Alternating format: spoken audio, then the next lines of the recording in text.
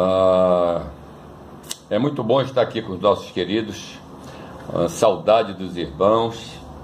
A gente não vê a hora de poder voltar ao convívio, de termos as nossas reuniões presenciais, mas por enquanto a gente vai ter que se contentar com esse tipo de comunicação.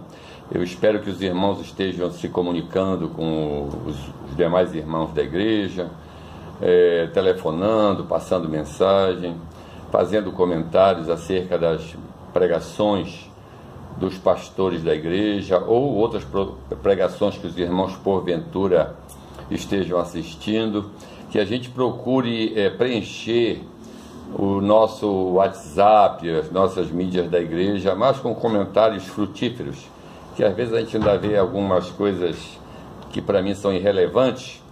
Então eu queria convidar os irmãos a que a gente tratasse de assuntos nesses tempos de enclausuramento, em que a gente pudesse realmente tratar de assuntos mais ligados à questão da nossa fé, da edificação espiritual, mandando e recebendo mensagens bíblicas, textos bíblicos, para edificação mútua.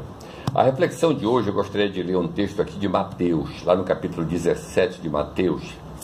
É um texto que inclusive eu já preguei sobre essa matéria, mas eu queria fazer uma abordagem por um outro ângulo, sobre realizações que nós fazemos para Deus, mas que não são suficientes. Mateus 17, logo no primeiro verso seguinte, diz: 6 dias depois, Jesus tomou consigo Pedro, Tiago e João, irmão de Tiago, e os levou em particular a um alto monte. Ali ele foi transfigurado diante deles. Sua face brilhou como o sol, suas roupas se tornaram brancas como a luz. Naquele mesmo momento apareceram diante deles Moisés e Elias, conversando com Jesus. Então Pedro disse a Jesus: Senhor, é bom estarmos aqui. Se quiseres, farei 3 tendas, uma para ti, uma para Moisés e outra para Elias. Enquanto ele, Pedro, ainda falava, uma nuvem resplandecente os envolveu e dela saiu uma voz que dizia: Esse é o meu filho amado, em quem me agrado, ouçam-no. Ouvindo isto, os discípulos prostraram-se com o rosto em terra e ficaram aterrorizados. Mas Jesus se aproximou, tocou neles e disse: Levantem-se, não tenham medo. E, erguendo ele os olhos, não viram mais ninguém, a não ser Jesus. E enquanto desciam um monte, e aí segue o texto bíblico, irmãos. Lá na frente, no verso 14, diz: Quando chegaram onde estava a multidão, um homem aproximou-se de Jesus, ajoelhou-se diante dele e disse: Senhor, tem misericórdia do meu filho. Ele tem ataques e está sofrendo muito. Muitas vezes cai no fogo ou na água. Eu o trouxe aos teus discípulos, mas eles não puderam curá-lo. O verso 19 diz: Então os discípulos aproximaram-se de Jesus, em particular, e perguntaram-lhe: Por que não conseguimos expulsá-lo? Eu separei, queridos, esse texto para nossa breve reflexão, porque isso aí, há um impasse nisso aí, na leitura desse texto. O lugar que a igreja quer ficar, quer estar, e o lugar que Deus quer que a igreja fique. A igreja quer transitar aonde Jesus aparece, a sua luz, o seu brilho, as suas vestes alvas. E às vezes Deus está querendo que a igreja transite na sua vontade. A igreja transite por lugares que a igreja não quer se arriscar, ousar transitar. Nesse texto, Jesus faz um convite surpresa para 3 dos seus discípulos, Pedro, Tiago e João. o cenário é teofânico, deslumbrante. Mas aí surge o parecer humano, quando eles estão naquele ambiente extraordinário, aí vem Pedro e dá o parecer dele para aquela coisa maravilhosa que estava acontecendo sobre o monte. E Pedro diz, bora construir templos, né? É o que Pedro fala aqui no texto sagrado. Senhor, é bom nós estarmos aqui. Se quiseres, eu farei 3 tendas, uma para ti, para Moisés e para Elias. Então Pedro estava indo numa direção que não tinha nada a ver com o que Deus queria que ele interpretasse. E Deus assim ignora, interrompe. O Senhor interrompe aquilo que Pedro estava conjecturando, fazer tendas, fazer templo, fazer igreja. E aí Pedro ainda estava falando essa bobagem humana, quando vem uma nuvem resplandecente, os envolve, e dela sai aquela voz abençoada de Deus falando, este é o meu filho amado, em quem eu me alegro. Deus está querendo mostrar para nós, que somos o Pedro, que Jesus é o centro. A ideia ali não era fazer tenda para ninguém, a ideia ali era exaltar a pessoa de Cristo na nossa vida, no nosso testemunho, no nosso dia a dia. Jesus é o centro, Jesus tem que ser e tem que ocupar a excelência no nosso coração, a prioridade no nosso coração. E nós temos uma dificuldade muito grande em trabalhar com isso. A gente faz tendas, a gente faz templos, a gente vai ao templo, e é interessante esse período que a gente está vivendo, porque mesmo a gente não indo na igreja, nós somos desafiados a ver Jesus resplandecer, a ver as vestes de Jesus alvas, a ver a luminosidade, a quantidade de lumens que Jesus ele propaga na nossa direção e através disso na direção das pessoas. A igreja acostumou-se aos bônus que Jesus pode nos dar. A igreja sempre está atrás dos bônus.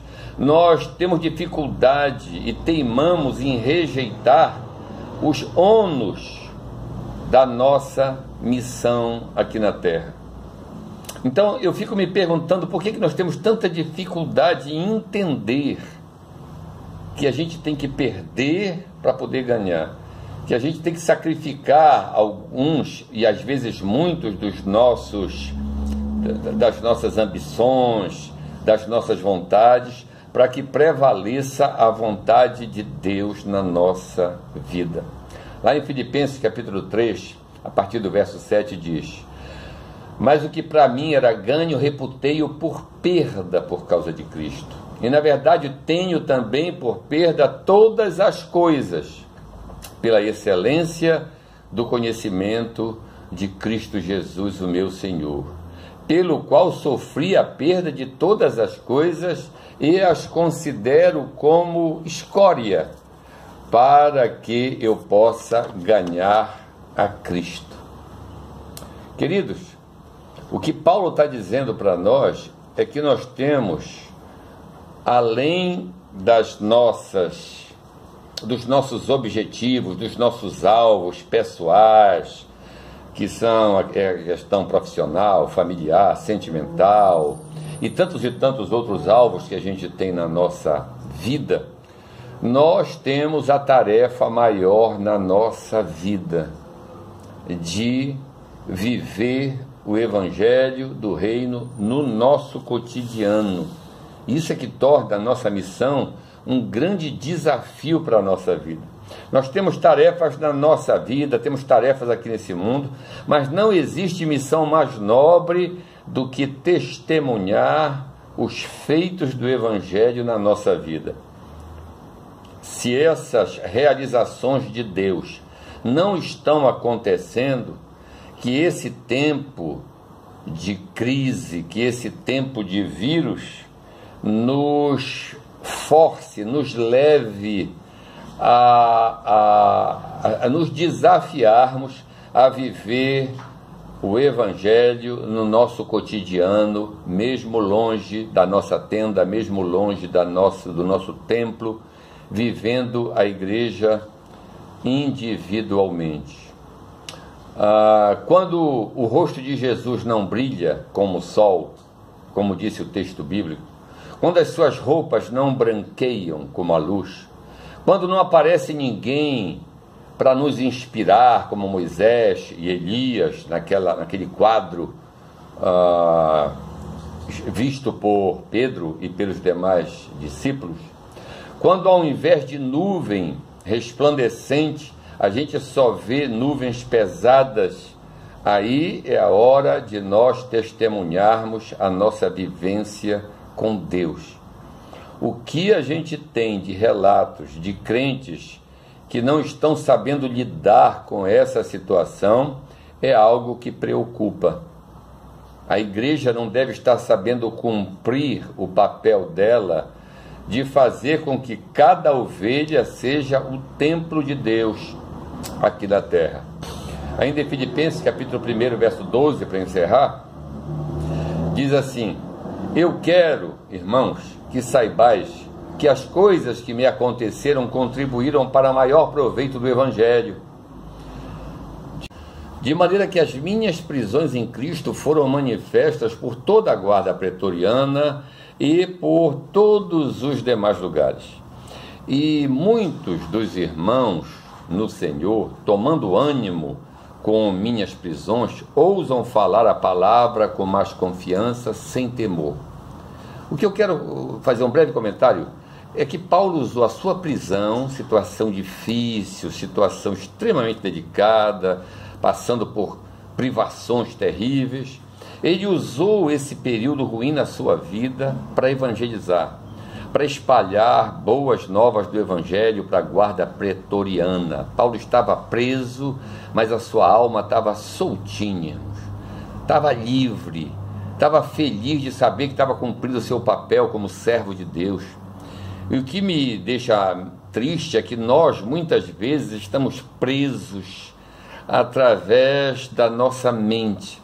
A gente está solto, está vivendo uma vida relativamente livre, mas a nossa mente está presa nos nossos problemas, nas questões de âmbito familiar, finanças que não andam bem, e isso parece assim que acaba. A gente sofre um processo de inanição espiritual.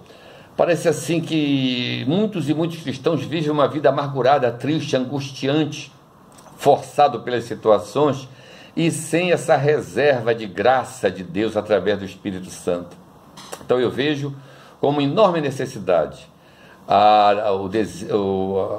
esse tempo que a gente tem, a necessidade de buscar o poder do Espírito de Deus para nós sermos luz em épocas de trevas sobre a face da terra. Aproveite esse tempo para você orar, buscar a presença de Deus, refletir sobre isso que nós estamos falando agora, para que nessa quarta-feira ou nesse domingo a gente possa curtir a presença do nosso Deus